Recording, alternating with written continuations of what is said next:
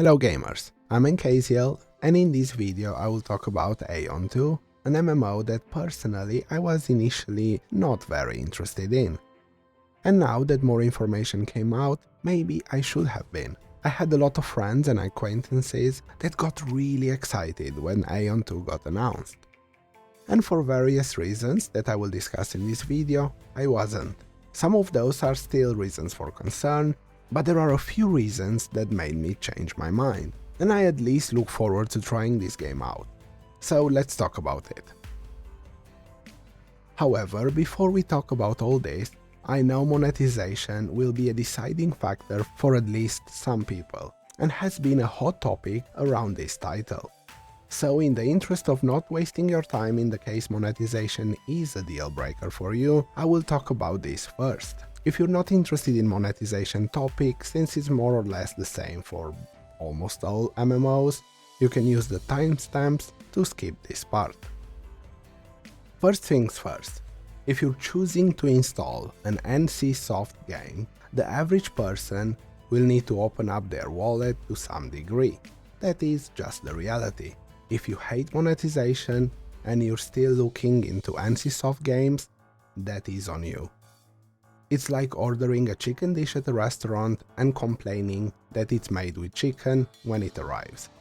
If they were a new company and we had no prior experience, it might be understandable. Or if they had a good reputation previously, but this is NCSoft we are talking about, so you should know what you're getting. If you hate this stuff and you still play this game, you are supporting this kind of monetization, even if you do not purchase anything. As always, if you want to see less of something in gaming, vote with your time and wallet. Both are equally important. Now, why did I say all that? Because the monetization in Aion 2 will be loaded, and I will try to break down what we know so far and make some educated guesses based on previous experience with their other games. Also, please take all this with a grain of salt, the game is not yet released, and even when it does release in Korea and Taiwan, things might be different from the global release. In my experience, not very much, but I have to say it. Okay, so let's talk about what we can expect. There will be a first membership. From what we know, this will be a typical optional subscription that gives some bonuses like inventory slots or extra experience and stuff like that. And there are rumors that this will enable trade and action house, making this kinda mandatory for the average player. This is supposed to cost around $20. The second membership, they said this will unlock extra content. Personally, it seems a bit confusing, because they describe it very similarly to how they describe the leveling pass in Throne and Liberty. So I will make an educated guess here and assume that's basically what it will be. So it will have various one-time tasks to do and will give you some extra rewards. This will probably be available at release and will refresh with every expansion-sized update. This is supposed to be around $30. The game will also have a battle pass. Everyone knows by now what a battle pass is and how it works, and that will also be supposedly around $30. There will also be a cash shop with cosmetics and bundles and all that crap. On top of that, this game will also have the typical currency conversion, like World of Warcraft or most other MMOs. To me, all of this seems a bit loaded, even considering the MMO scene. It's a bit too much to expect the average person to pay $50 to $80 regularly, and that doesn't even include extra skins or currency conversion. However, if this is acceptable or not, it's something that each of us has to decide for themselves. I can only give you my own personal and subjective opinion on these things. The first and most important is how these things are implemented in-game. There's way too many questions here. For example, are these subscriptions obtainable in-game? How hard are they to obtain? And so on. Something can sound horrible on paper and then be generally acceptable, and people end up not caring much about. Throne and Liberty, for example, had a monetization model that was pretty good, since you could basically buy almost everything cash shop related with very little effort in-game. I am an adult with my own money and I can make my own responsible decisions. So personally, I'm never worried about this kind of stuff. I very rarely regret spending money on something. Anyway, once the game releases, I will see for myself if it feels like a cash shop with a game attached to it, or if it's fun to play, and that to me is more important than how the monetization model sounds on paper. Anyway, enough of this crap. I gave you the facts, I gave you my opinion, and educated guesses. I assume you are an adult and you can make your own decisions, and I will leave it at that. Let's move on and discuss why I was not initially interested in this game. Maybe some of it will resonate with how some of you feel, and see what has changed and made me change my mind. My first and maybe most important reason was that NCSoft has worked with Amazon Games when publishing Throne and Liberty globally, and this potentially meant that they will do the same with Aion too. The incompetence of Amazon Games knows no bounds. They made Throne and Liberty considerably worse than in Korea, especially after the first expansion. They made the game grindier, which completely ruined the fun of the game. They constantly messed with things and had bugs and problems that were not present in Korea, almost every single week. On top of that, they were very forgiving with cheaters, exploiters and bots. As a result, the game became infested with them. There's a lot more that Amazon Games did, but to keep it short, I can say that overall they ruined Throne and Liberty for me and my friends. If you didn't play a game published by Amazon Games, you might never understand how truly incompetent they are. And even if you did, and maybe didn't pay close attention, you might have missed how much worse they make the games they publish, and just blame the game for the things that were actually Amazon's doing. Anyway, to get back to the topic, it seems NCSoft will publish Aion 2 globally themselves, which means that the gaming cancer that is Amazon Games will not touch it. So for me, this is a massive reason why I am interested in Aion 2 now. My second major reason was the mobile aspect. From the initial footage, it seemed like a game designed for mobile. Inherently, I have no problem with cross-platform games, considering you can basically connect a controller to your phone, and as a result, I just see mobile gaming the same way I see console gaming. However, historically speaking, the vast majority of games designed for mobile are inferior to both PC and console games. Anyway, getting back to Aion 2, as they released more and more information and gameplay footage, it appears that it is very much a PC game that can also be played on mobile. In my opinion, this is the right way to do things for cross-platform games. The developers need to design specific user interfaces for each platform, at the very least. Luckily, for Unreal Engine 5 games, once you design a banger PC game, it is fairly easy to port over to mobile and console, of course as long as the PC game is well optimized.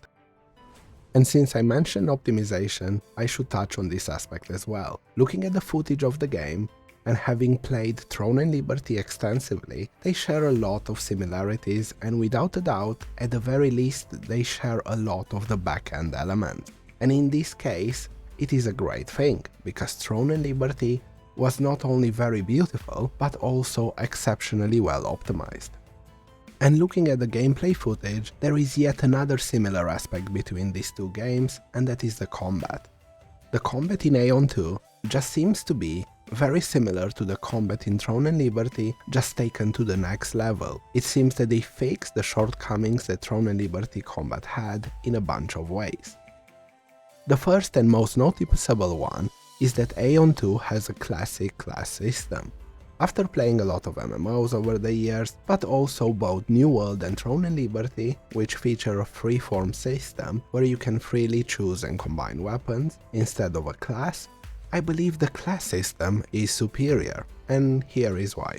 While I enjoy the concept of freedom, in practice this brings both challenges for the developers and the players. Every time the developers add something new to the game, it adds exponential variety, which is great, but it also adds exponential complexity, and sadly this usually results in the balance being all over the place.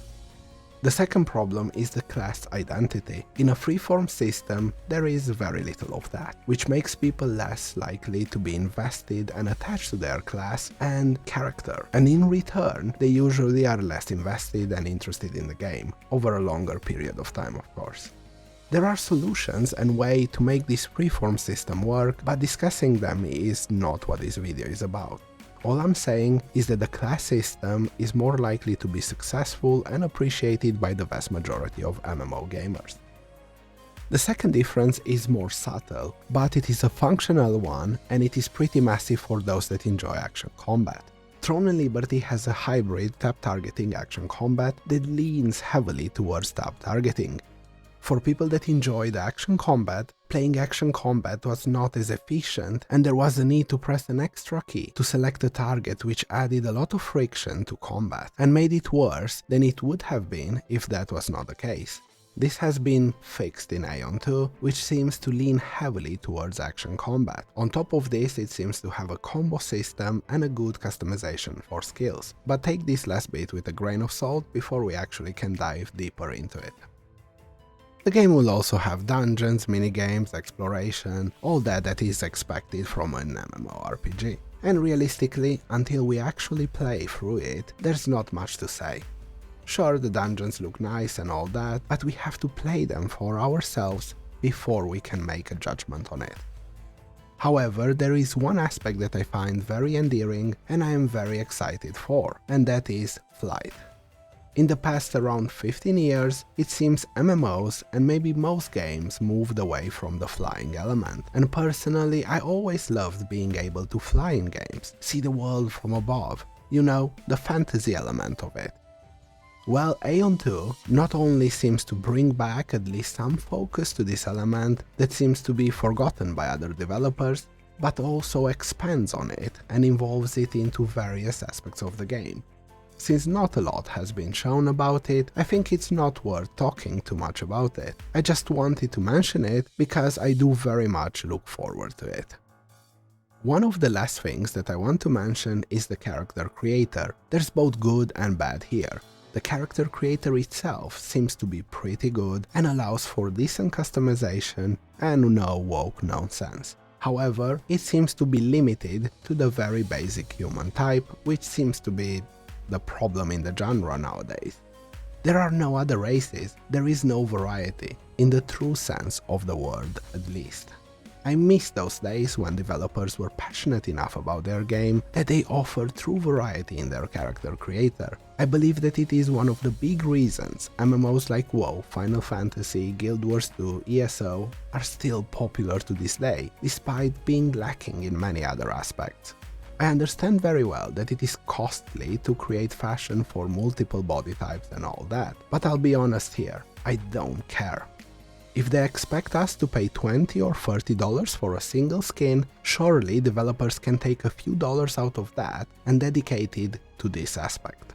I simply cannot wait until AI catches up and gets implemented in all these fields, so at least they do not have the excuse that making skins for various races comes with a lot of cost. I want to add that I know very well Aion 1 didn't have that extreme variety in playable races, but it doesn't mean Aion 2 couldn't have had, and there are plenty of races in game and lore to choose from.